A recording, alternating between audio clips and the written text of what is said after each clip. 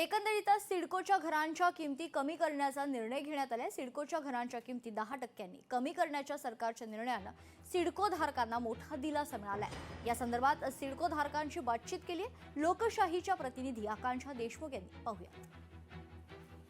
सिडको आणि सरकारकडून 10% या किमती कमी करण्याचं सांगण्यात आलेलं आहे। मात्र या संदर्भात ऑर्डर कॉपी आली नाही, त्यामुळे सिडको धारक आहेत, आपण त्यांच्याकडून जाणून घेऊ की त्यांना काय वाटतंय।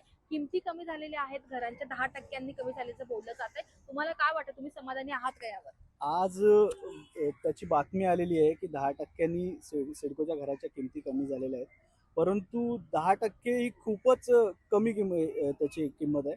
काय व्हायला पाहिजे की आज प्रायव्हेट बिल्डर्स ही त्याच रकमेमध्ये घरं विकतायत आणि पंतप्रधान आवास योजनेमधून किंवा सिडकोमधून सिडकोही त्याच रकमेला की घरं विकतायत, पण त्याच्यामध्ये पार्किंग वगैरे अशा सुविधा त्यांनी काढून घेतलेल्या आहेत जे की प्रायव्हेट बिल्डर्स देतात।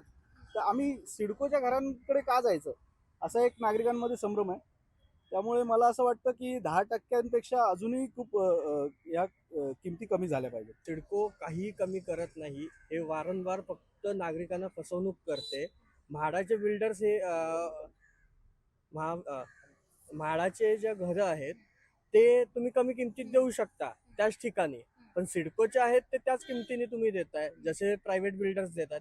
आणि सिडकोचे जे आहेत 340 एरिया आहे आणि त्याच्यापेक्षा प्रायव्हेट बिल्डर्स आहे त्याच्यामध्ये जास्त एरिया भेटतोय। पण जो 10% कमी करण्याचा निर्णय घेतलेला आहे त्यामध्ये तुम्ही समाधानी आहात का? बिलकुल नाही, एकही जण समाधानी नाहीये। की सिडकोच्या किमती जरी 10% कमी होण्याचा निर्णय जरी झाला असला, मात्र जे सिडको धारक आहेत त्या समाधान त्यांनी व्यक्त केलेलं नाही आहे, कारण आणखी किमती कमी व्हाव्या तर प्रायव्हेट बिल्डर्सकडे याच घरे आहेत जी कमी किमतीने मिळत आहेत। त्यामुळे आता सिडको आणखी काय निर्णय घेतोय का, किंवा जे सिडको धारक आहेत ते यावर समाधान व्यक्त करतात का, हे देखील पाहणं तितकंच महत्त्वाचं असेल। व्हिडिओ जर्नलिस्ट सुमित सह आणि आकांक्षा देशमुख, लोकशाही मराठी, नवी मुंबई। समाधान तर व्यक्त केलं पाहिजे, सामान्य नागरिक म्हणून तर समाधान व्यक्त केलं पाहिजे, पण हे त्यांनी निवडणुकीच्या तोंडावर न करता हे त्यांनी आधी केलं असतं तर ते अजून लोकांना चांगलं वाटलं असतं।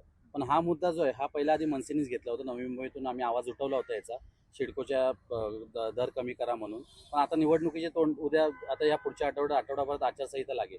आचारसंहिता लागेल, त्यांना माहिती आहे आता निवडणुका जाहीर होणार आहेत, त्या दृष्टिकोनातून यांनी या 10% कमी केलेलं आहे। पण असं आपण बघायला गेलो की प्रायव्हेट बिल्डर आणि हे सिडको याच्यामध्ये काय जास्त फरक नाही, आणि त्याच्यामध्ये प्रायव्हेटमध्ये आपल्याला सुखसुविधा जास्त मिळतात आणि इथे सिडकोच्या घरांमध्ये काय सुखसुविधा एवढ्या मिळत नाहीये।